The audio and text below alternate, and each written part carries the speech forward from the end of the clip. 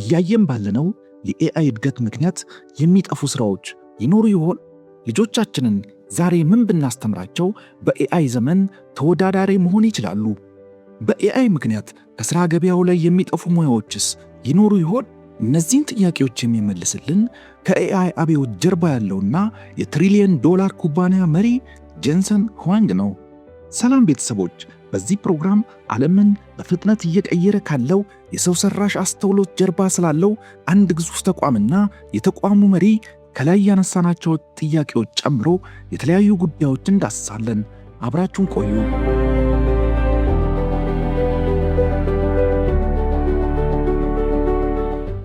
ዛሬ በየትኛውም የኤአይ መሳሪያ ሲጠቀሙ ከጀርባቸው የሚሰሩትን ቺፖች የሚያቀርበው አንድ ግዙፍ የዓለማችን ኩባንያ አለ። ያ ኩባንያ ኢንቪዲያ ይባላል። የኩባንያው መሪ ደግሞ ጄንሰን ሁዋንግ። ይህ የባለ ብዙ ትሪሊየን ዶላር ግዙፍ ኩባንያ መሪ ሰሞኑን ሲኤንኤ ለተሰኘው ቴሌቪዥን አስገራሚ ቃለ መጠይቅ ሰጥቷል። ጄንሰን ሁዋንግ በቆይታው ስለ ኤአይ የቀጣይ ጉዞ፣ ስራ አጥነትን ከማስፋፋት ጋር ስለሚነሱ ጥያቄዎችና ልጆቻችን ለኤአይ ዘመን በምን መልኩ ማዘጋጀት እንዳለብን ሐሳባቸውን አካፍለዋል። ኤአይ ስራዬን ይነጥቀኛል? ተወዳዳሪ ሆኖ ለመቀጠል ምን ብማር ያዋጣኛል? ልጆቼስ ምን ይማሩ ብለው እያሰቡ ከሆነ ይህ ፕሮግራም ለርሶ ነውና እስከ መጨረሻው አብራችሁን ቆዩ።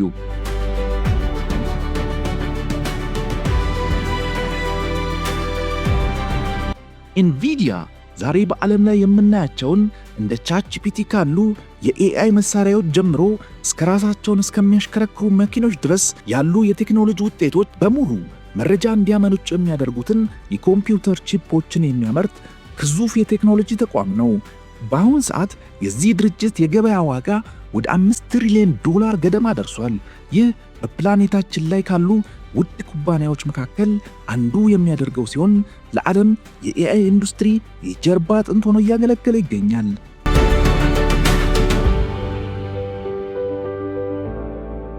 ጄንሰን ሁዋንግ እንደሚለው አሁን የምናያቸው እንደ ቻትጂፒቲ ያሉ የኤአይ መሳሪያዎች የኤአይ ዘመን ጥቂት ክፍሎች ብቻ ናቸው። በሚቀጥሉት ዓመታት በኤአይ አብዮት ውስጥ የሚጠበቀው ኤጀንቲክ ኤአይ ይባላል። ኤጀንቲክ ኤአይ በዓለማችን አዲስ የጨዋታ ጊዜ ይመጣል ይለናል ጄንሰን ሁዋንግ። ለመሆኑ ኤጀንቲክ ኤአይ ምንድን ነው?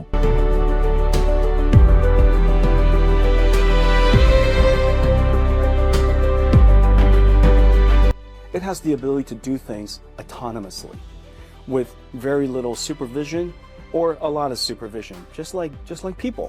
እስካሁን የምንጠቀማቸው የኤአይ መሳሪያዎች እኛ ትዕዛዝ ስንሰጣቸው ብቻ የሚሰሩ ናቸው። እንጠይቃቸዋለን፣ ይመልሳሉ። ኤጀንቲክ ኤአይ ግን ፍጹም የተለየ ነው። ራሱን ችሎ የመንቀሳቀስ አቅም አለው። አንድ ስራ ሲሰጠው ስራውን ለማጠናቀቅ የሚያስፈልጉትን ደረጃዎች ራሱ ያቅዳል። ትክክለኛ መሳሪያዎችን ይመርጣል፣ ስራውን ያከናውናል፣ የራሱን ውጤት መልሶ ይፈትሻል። ስህተቱን በራሱ እያረመ ልክ እንደ አንድ ጎበዝ ሰራተኛ ያለምንም የሰው ልጅ የቅርብ ክትትል ስራው እስኪጠናቀቅ ድረስ ይሰራል። ይህ አቅም በሶፍትዌር ሲገለጽ ኤአይ ኤጀንት፣ አካላዊ ቅርጽ ሲይዝ ደግሞ መኪና ወይም የሰው መልክ ያለው ሲሆን ደግሞ ሮቦት ሆኖ እናገኘዋለን።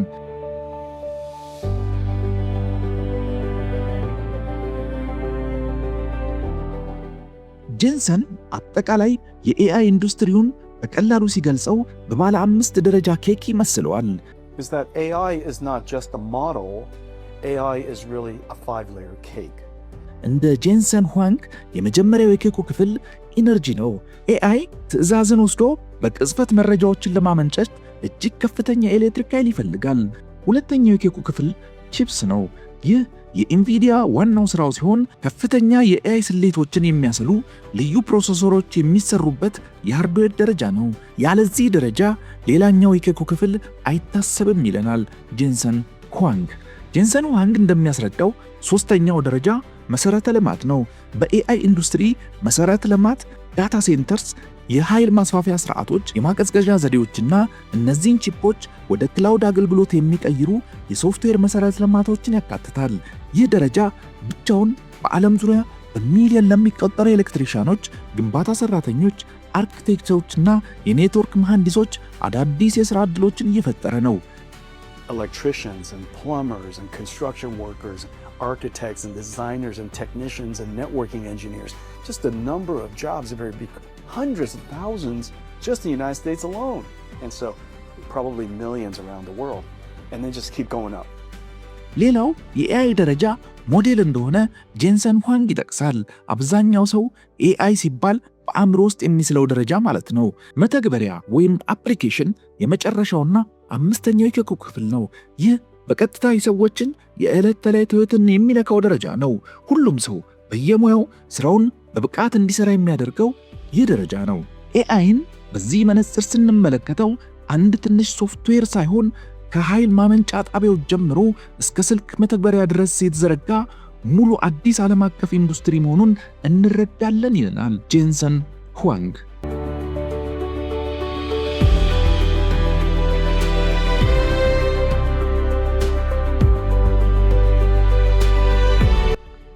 አሁን ሁላችንም ወደምንፈልገውና ወደሚያሳስበን ጥያቄ እንመለስ።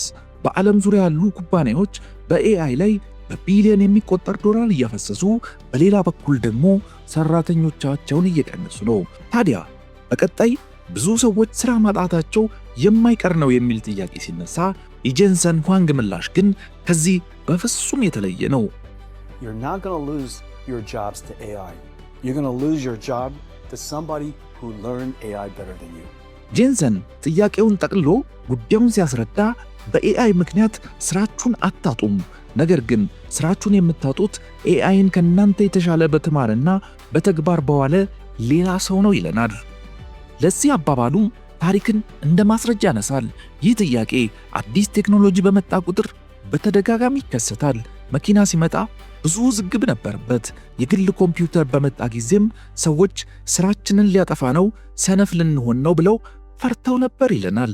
ኢንተርኔት ሲመጣ ሰዎች ማስታወስና ማሰብ ያቆማሉ ተባለ። ስማርትፎን ሲመጣ ያው ስጋት ተደገመ። ታዲያ ምን ሆነ? Do we find ourselves busier or less busy? And I think the answer is we found ourselves busier. And the reason for that is because we became more ambitious. ሁላችንም ከበፊቱ የበለጠ ሥራ በዛብን። ለምን ካላችሁ ቴክኖሎጂው ሥራን ማቅለል ስላልቻለ ሳይሆን የሰው ልጆች ምኞትና ፍላጎት አብሮ ስላደገ ነው ይለናል ጆንሰን። ሥራ የተግባራት ቅርጫት ነው የሚለው የኢንቪዲዮ መስራች ኤአይ ተግባራትን በፈጠነና በቀለለ መንገድ እንድንከውን ያግዘናል ሲልም ያክላል። እነዚህን ተደጋጋሚ ተግባራት ኤአይ የሚሰራ ከሆነ ሰዎች እሴት ማከል የሚችሉ ስራዎች ላይ እንዲያተኩሩ ስለሚያደርግ የሰዎችን ስራ አይወስድም ሲልም ይሞግታል። ለዚህ እንደ ማሳያ በሕክምናው ዘርፍ ያለውን የሬዲዮሎጂ ሙያን በተደጋጋሚ ያነሳል። ከ10 ዓመታት በፊት ጄንሰን ሁዋንግ ተመራማሪዎች ኤአይ ይህንን ሙያ ሙሉ በሙሉ ያጠፈዋል ብለው በልበ ሙሉነት ተንበየው እንደነበር አንስቷል። ነገር ግን ይህ አልሆነም ነው ያለው። እርግጥ ነው አሰልቺ የሆነውን ምስል የመፈተሽ ሥራ ለኤአይ ተሰጥቷል።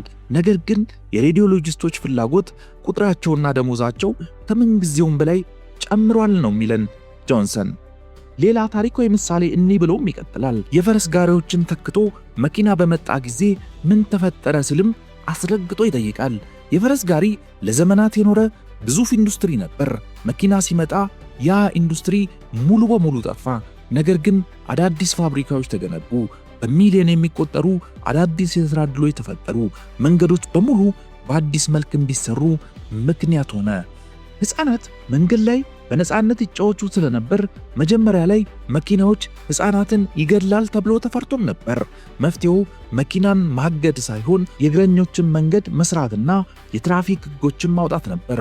ቴክኖሎጂው ማህበረሰቡን አላጠፋም፣ ይልቁንም ማህበረሰቡ አዳዲስ ልማትና ስርዓት እንዲገነባ አስገደደ።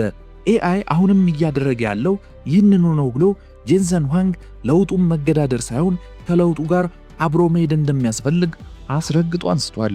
ኤአይ ሰዎችን ስርዓት አያደርግም የሚለውን ጉዳይ ሲያብራራም የሚከተሉትን ዝርዝር ጉዳዮች አንስቷል። ባለፈው ዓመት ብቻ ወደ $100 ቢሊዮን የሚጠጋ የስታርታፕ ካፒታል በቀጥታ ወደ ኤአይ ኩባንያዎች ፈሰስ ሆኗል።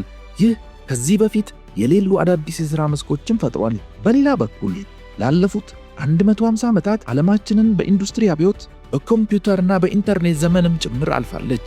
እነዚህ ቴክኖሎጂዎች ሙሉ በሙሉ ሥራ አጥፊ ተብለው ተፈርጀው ነበር የሚለን ጆንሰን ሁዋንግ ወደ ተግባር ሲገቡ ግን ተጨማሪ አዳዲስ የሥራ ዕድሎችን ጭምር ይዘው እንደመጡ በማስረጃነት ያነሳል።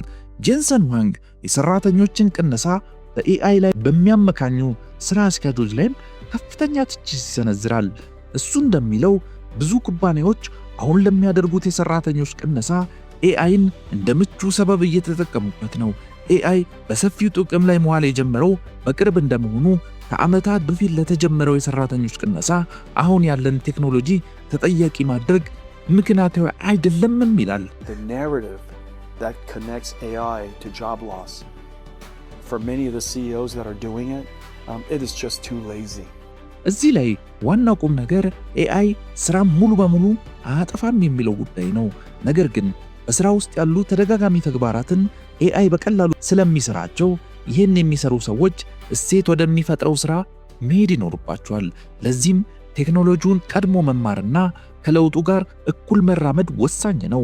ምርጫው ግን አሁንም በእናንተ እጅ ነው የሚለን ጄንሰን ሁዋንግ ቴክኖሎጂውን መሸሽ ሥራችንን ቴክኖሎጂውን በተማሩና በሚተገብሩ ሰዎች ሊያስቀማን እንደሚችል ደጋግሞ አስምሮበታል።